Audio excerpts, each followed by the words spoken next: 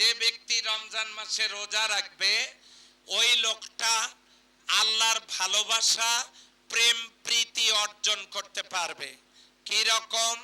ছোট বাচ্চা পেশাব পায়খানা করলে ওই পেশাব পায়খানা পরিষ্কার করার পর আমরা যেমন আদর করে তার হাতে পায়ে চুমু দেই, পায়খানা পেশাবের কথা মনে থাকে না।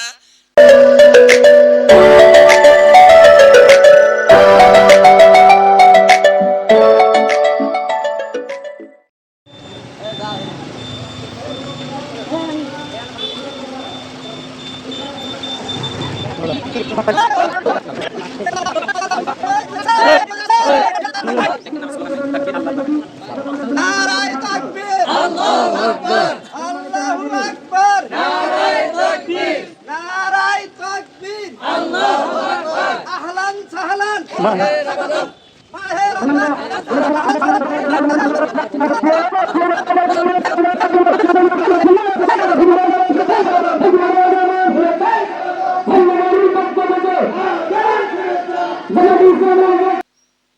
আলহামদুলিল্লাহি রাব্বিল আলামিন,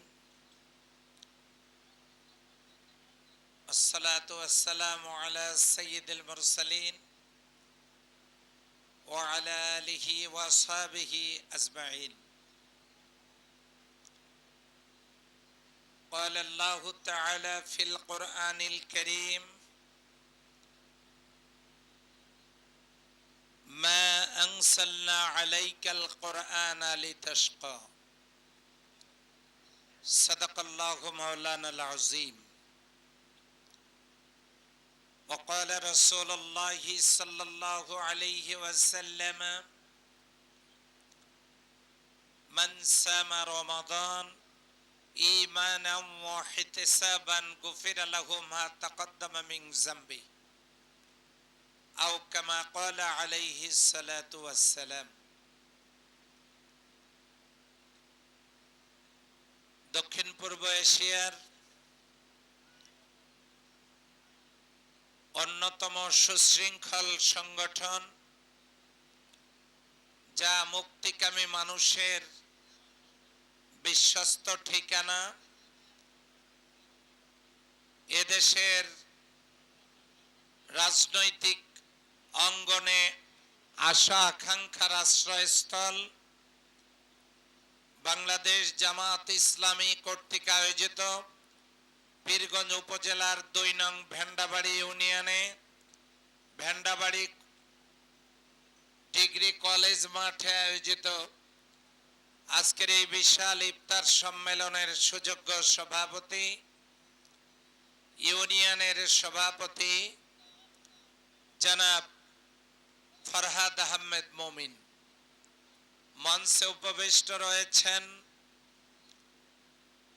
অত্র কলেজের সম্মানিত ভারপ্রাপ্ত প্রিন্সিপাল,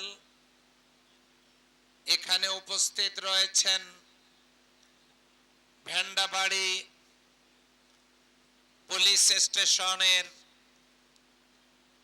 সম্মানিত কর্মকর্তা, উপস্থিত রয়েছেন অত্র এলাকার বিশিষ্টজন, সাবেক চেয়ারম্যান, এখানে রয়েছেন সম্মানিত অতিথিবৃন্দ, সম্মানিত মুরব্বিয়ানি করম, সম্মানিত রোজাদার বৃন্দ, কলিজার টুকরা যুবকেরা, স্নেহাস্পদ কচি কাচারা, আমার সহযোদ্ধা দিনী ভাইয়েরা, বিভিন্ন রাজনৈতিক দলের নেতাকর্মী বৃন্দ, সাংবাদিক বন্ধুগণ, সুপ্রিয় উপস্থিতি, আমি সকলকে হৃদয়ের গভীর কানন থেকে সশ্রদ্ধ সালাম, অভিনন্দন জ্ঞাপন করছি আরো একবার।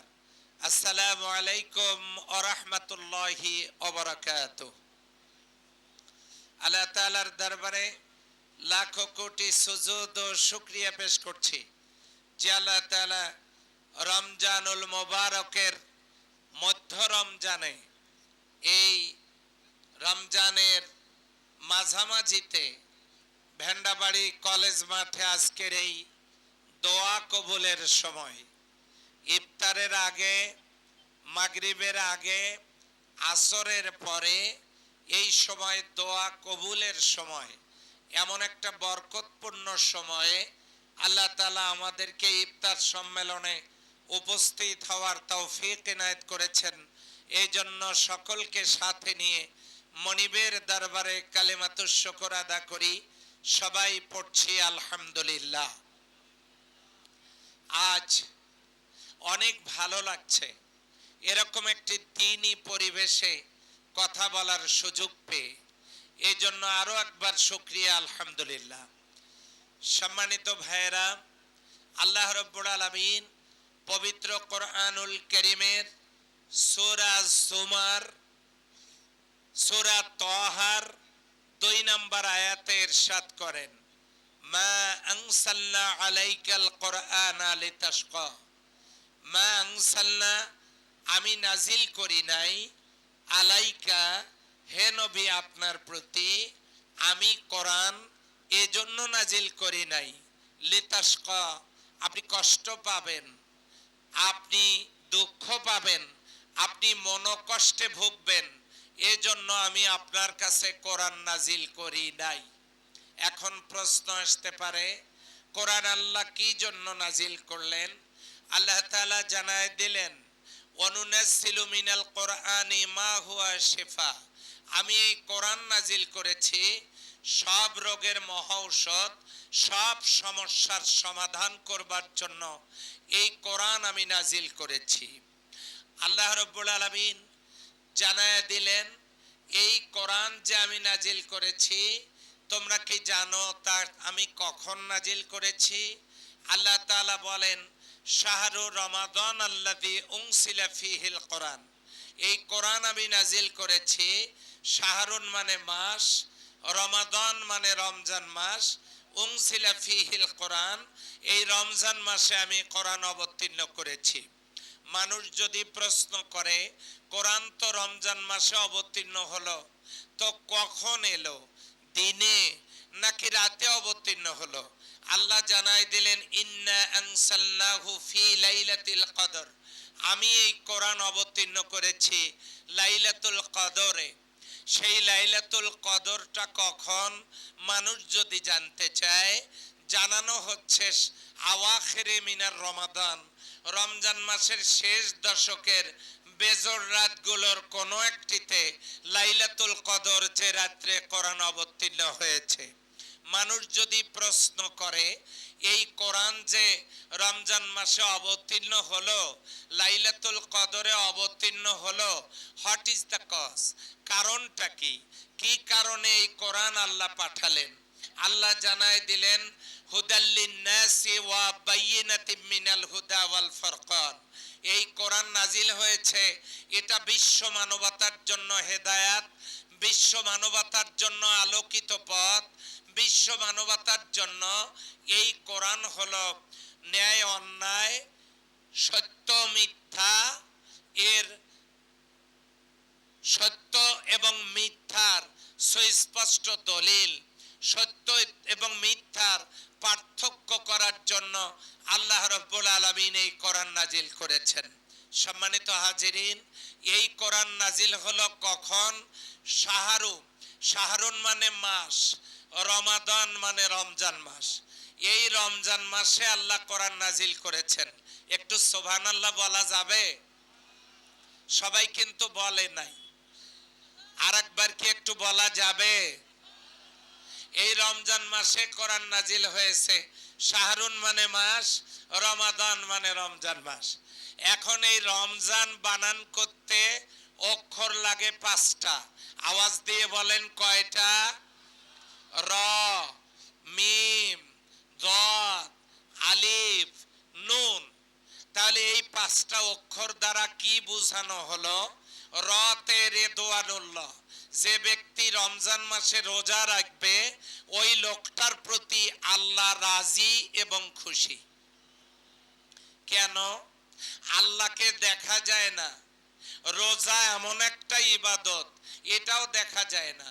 আপনি নামাজ পড়বেন, মানুষ দেখবে, হজ করবেন, মানুষ দেখবে, জাকাত দিবেন, তাও দেখবে।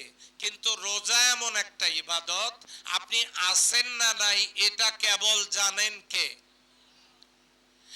আল্লাহ তাআলা নিজে কখনো কোনো কিছু খান না, রোজাদারও একটা নির্দিষ্ট সময় পর্যন্ত কিছু খান না। আল্লাহর সিফতের সাথে রোজাদারের এই ইবাদতের মিল থাকবার কারণে বলা হচ্ছে as-সাওমু লি আনা আজিজি বিহি, রোজা আমার, এর পুরস্কারটা আমি দেব। রোজা আমার, এর পুরস্কারটা আমি দেব। তাহলে রাতে রেদওয়ানুল্লাহ, আপনাদের কি মনোযোগ আছে? মনোযোগ মনে হয় নাই। আমি কি কোনো রাজনৈতিক বক্তব্য দিচ্ছি? মার্কার কথা বলতেছি, ভোটের কথা, আমি এমপি হয়েছি সেই কথা? তা আপনাদের আওয়াজ নাই কেন? আচ্ছা, এই যে এইদিকে কথা হচ্ছে, থামাই দেন, ইশারায় কাজ করেন। এবারে লক্ষ্য করুন কয়টা অক্ষর। প্রথমটা কি? রাতে রেদওয়ানুল্লাহ, রোজাদারের উপর আল্লাহ রাজি আর খুশি। 2 নম্বরে মিম, মিমতে মাগফিরাতুল্লাহ। قال النبي صلى الله عليه وسلم من صام رمضان إيمانا واحتسابا غفر له ما تقدم من ذنبه। যে ব্যক্তি রমজান মাসে রোজা রাখবে, ওই লোকটা যদি ঈমানের সাথে আত্মসমালোচনার মধ্য দিয়ে রোজা রাখে, এই লোকটার অতীত জীবনের গুনাহগুলো আল্লাহ মাফ করে দেবেন। এটা হলো মিম। এরপরে দোয়াত, দোয়াতে জিম্মাতুল্লাহ, যে ব্যক্তি রমজানে রোজা রাখবে ওই লোকটা আল্লাহর জিম্মায় থাকবে। লোকটা যদি রোজার হালতে ঈমানের সাথে দুনিয়া থেকে বিদায় নিয়ে চলে যান, আল্লাহ তাআলা তাকে জান্নাতে পৌঁছানোর কুদরতি দায়িত্ব পালন করবেন। এটা হলো দোয়াত, দোয়াতে জিম্মাতুল্লাহ। 3 নম্বরে, 4 নম্বরে আলিফ, আলিফতে উলফাতুল্লাহ, যে ব্যক্তি রমজান মাসে রোজা রাখবে ওই লোকটা আল্লাহর ভালোবাসা, প্রেম, প্রীতি অর্জন করতে পারবে। কি রকম? ছোট বাচ্চা পেশাব পায়খানা করলে ওই পেশাব পায়খানা পরিষ্কার করার পর আমরা যেমন আদর করে তার হাতে পায়ে চুমু দেই, পায়খানা পেশাবের কথা মনে থাকে না, ঠিক তেমনি আল্লাহ তাআলার নবী